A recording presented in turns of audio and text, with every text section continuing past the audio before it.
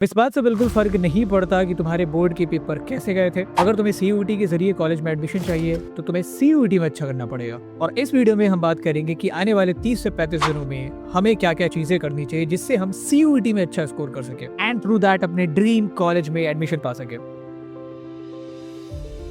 और हाँ, इस वीडियो को मैं एकदम बिगिनर्स के पर्सपेक्टिव से समझाऊंगा, जिसमें अगर आप स्क्रैच से प्रिपरेशन शुरू कर रहे हैं, what are the things that you should take care of. तो हाय एवरीवन, मेरा नाम है Sudhanshu and you are watching blade learner humanities.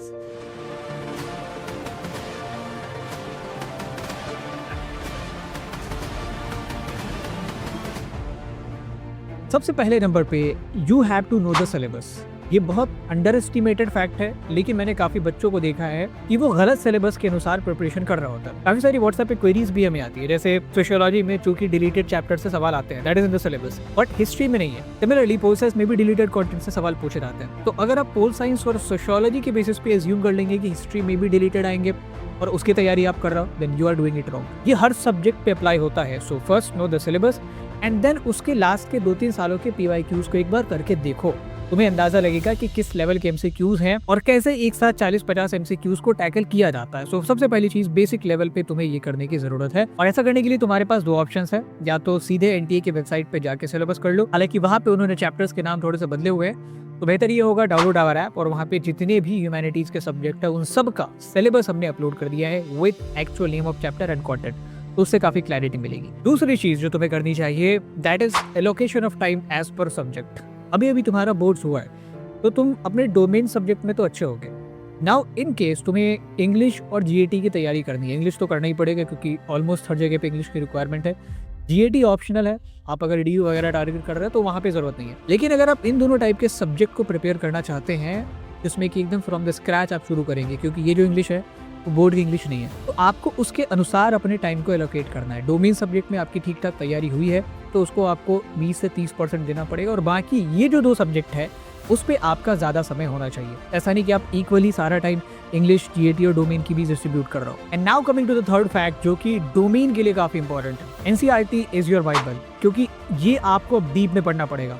हो सकता है बोर्ड के लिए आपने ना पढ़ा हो क्योंकि सब्जेक्टिव आंसर प्रिपेयर करना था, आप खुद से भी जवाब दे दोगे।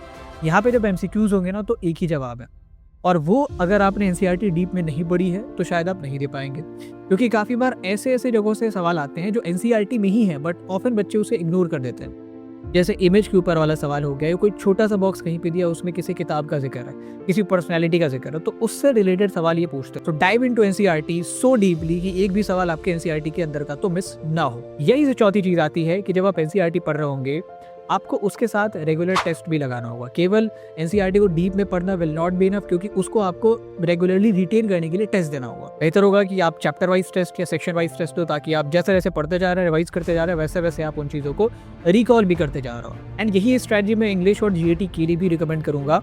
जीएटी तो ऑब्वियसली प्रैक्टिस बेस्ड सब्जेक्ट ही है।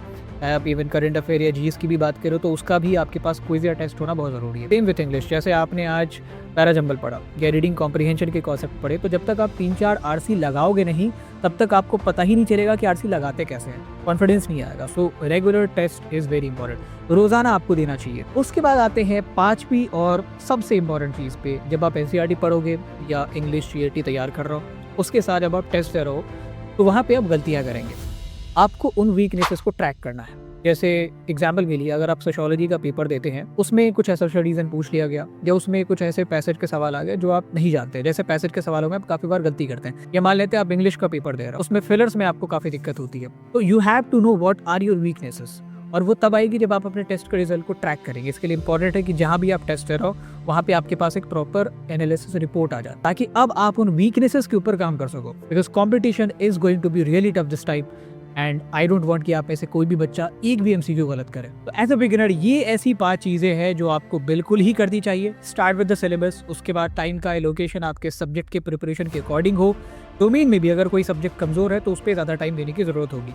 तीसरी चीज, you have to dive into NCERT deeply. चौथी चीज, टेस्ट लगाओ, डेली दवाई की तरह टेस्ट लगाओ भाई, बिना मिस किए। एंड पांचवी चीज, अगर आप टेस्ट लगा रहे हैं तो अपने वीकनेसेस को ट्रैक करते जाओ ताकि उसे आप इंप्रूव कर सको। तो ये 5 चीजें ऐसी है जो आपको जरूर करनी चाहिए। And this is where Sigma 2.0 comes into the picture. Sigma 1.0 was absolute crazy. हमने भर भर के DU BHU में अपने स्टूडेंट्स भेजे। इस 2.0 में आपको 2 टाइप के कोर्सेज मिलते हैं। You get full length batches जिसमें कंटेंट के साथ साथ आपको टेस्ट भी मिलेंगे। कंटेंट में लाइव क्लासेस, रिकॉर्डिंग, सारी चीजें अवेलेबल है। And explanation, if you are a regular viewer of our YouTube channel तो आपको पता ही होगा, that is top notch without any parallels. उसके बाद टेस्ट सीरीज जिसमें आपको पर सब्जेक्ट के 20 मार्क्स मिलते हैं on the basis of syllabus. Syllabus के बाहर एक भी सवाल नहीं होगा। Then you get chapter wise sets जिसमें हर चैप्टर और सेक्शन के आपको 50 से 60 सवाल मिलते हैं। We are also going to increase that number, but 50-60 तो मिनिमम मिलेंगे। तो अब आप अपने सूटेबिलिटी के अकॉर्डिंग कोर्सेज या टेस्ट सीरीज पिकअप कर सकते हो। अगर हम बैचेस की बात करें, वो शुरू होंगे 10 अप्रैल से, बट जैसे ही आप एनरोल करते हो आपको रिकॉर्डिंग एंड टेस्ट वगैरह के कंटेंट ऑलरेडी मिल जाते हैं ताकि you can start your preparation at your own pace. And just to let you know, all the courses and test series are running on early bird offer discounts. तो अभी अगर आप enrol करते हैं you will be able to save your money। सारे links हमने description box में डाल दी है, so do check it out. And अगर आप चाहते हैं कि मैं GAT और इंग्लिश को लेके एक सेपरेट वीडियो बनाऊं फ्रॉम द स्क्रैच, कैसे इसको प्रिपेयर करना है क्योंकि ये नया है, कमेंट में जरूर बताना। And I hope this video was useful for you. Now me Sudhanshu signing off, see you in the next video.